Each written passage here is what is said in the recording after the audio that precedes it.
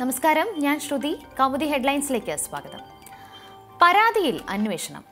വർക്കലയിൽ സർക്കാർ ഏറ്റെടുത്ത കയ്യേറ്റ ഭൂമി സ്വകാര്യ വ്യക്തിക്ക് തിരിച്ചുകൊടുത്ത തിരുവനന്തപുരം സബ് കളക്ടർ ദിവ്യ എസ് അയ്യരുടെ ഉത്തരവ് സ്റ്റേ ചെയ്ത് ജില്ലാ കളക്ടർ കെ വാസുകി.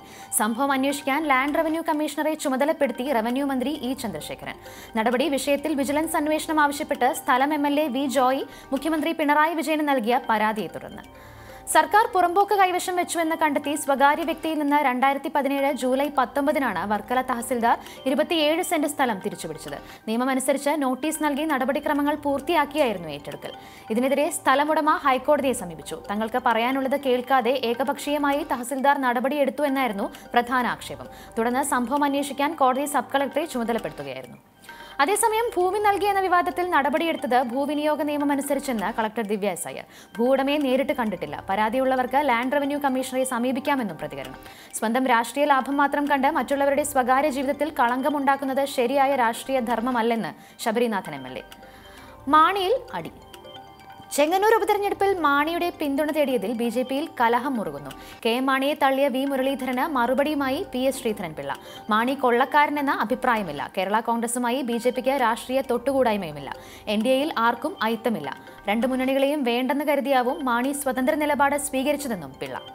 അതേസമയം അഴിമതിക്കാർക്ക് മുന്നണിയിൽ സ്ഥാനമില്ലെന്ന് ആവർത്തിച്ച് വി മുരളീധരൻ. NDAയുടെ നിലപാട് അംഗീകരിക്കുന്നവർക്ക് സ്വാഗതമെന്നാണ് കുമ്മനം പറഞ്ഞത്.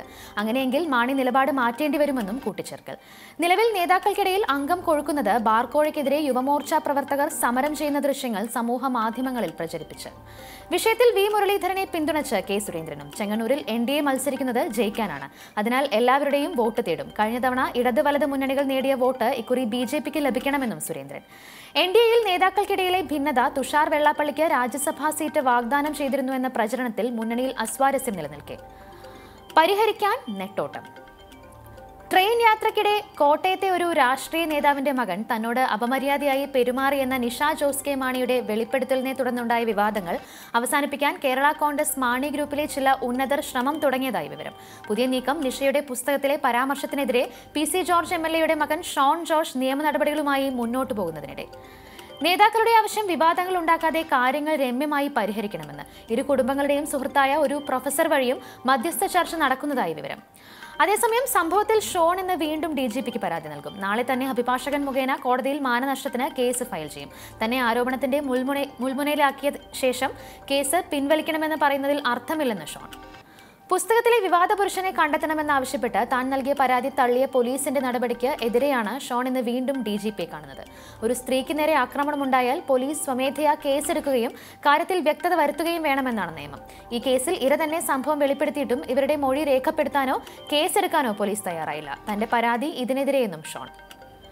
ബഹളത്തിൽ മുങ്ങിയ അവിശ്വാസം. കേന്ദ്ര സർക്കാരിനെതിരായ ആദ്യ അവിശ്വാസ പ്രമേയം ലോക്സഭ ഇന്നും പരിഗണിച്ചില്ല. അവിശ്വാസ പ്രമേയം ചർച്ചയ്ക്കെടുക്കാൻ തയ്യാറെന്ന് കേന്ദ്രം അറിയിച്ചെങ്കിലും പ്രതിപക്ഷ ബഹളത്തെ തുടർന്ന് സഭ പിരിയുകയായിരുന്നു. ചോദ്യോത്തരവേള ആരംഭിച്ചപ്പോൾ തന്നെ കാവേരി ബോർഡ് രൂപീകരണവുമായി ബന്ധപ്പെട്ട വിഷയം ഉന്നയിച്ച് AIADMK അംഗങ്ങൾ പ്ലക്കാർഡുകളുമായി സഭയുടെ നടുത്തളത്തിൽ ഇറങ്ങുകയായിരുന്നു. അവിശ്വാസ പ്രമേയം ചർച്ചയ്ക്കെടുക്കണമെന്ന ആവശ്യം ഉന്നയിച്ച് YSR കോൺഗ്രസും TDPയും സഭാതലത്തിൽ ഇറങ്ങിയതോടെ സ്പീക്കർ ലോക്സഭ നിർത്തിവെച്ചു. പിന്നീട് സഭ വീണ്ടും ചേർന്നെങ്കിലും പ്രതിപക്ഷ ബഹളത്തെ തുടർന്ന് സഭ ഇന്നേക്ക് പിരിയുകയായിരുന്നു. തൃണമൂലും കോൺഗ്രസും ഇടതുപക്ഷവും അവിശ്വാസത്തെ പിന്തുണയ്ക്കുന്നുണ്ട്. അതേസമയം 4 വർഷം ക്ഷമയോടെ കാത്തിരുന്നിട്ടും ആന്ധ്രാപ്രദേശിന് നീതി ലഭിച്ചില്ലെന്ന് TDP നേതാവ് ചന്ദ്രബാബു നായിഡു. മുസ്ലിങ്ങളുടെ എതിർപ്പ് നിലനിൽക്കെയാണ് സംസ്ഥാനത്തിന്റെ വികസനത്തിനായി BJPക്ക് ഒപ്പം ചേർന്നത്. എന്നാൽ അവസാന ബഡ്ജറ്റിലും നീതി ലഭിക്കില്ലെന്ന് ഉറപ്പായതോടെയാണ് സഖ്യം ഉപേക്ഷിച്ചതെന്നും ആന്ധ്ര മുഖ്യമന്ത്രി. അതിനിടെ ദേശീയ തലത്തിൽ 3ാം മുന്നണി രൂപീകരണ ചർച്ചകൾ സജീവമാക്കി TRS നേതാവ് K ചന്ദ്രശേഖര റാവുവും രംഗത്ത്. കൗമുദി ഹെഡ്ലൈൻസ് സമാപിക്കുന്നു. അടുത്ത ഹെഡ്ലൈൻസുമായി 1 മണിക്കൂറിന് ശേഷം ബിൻഷ ചേരും. നമസ്കാരം.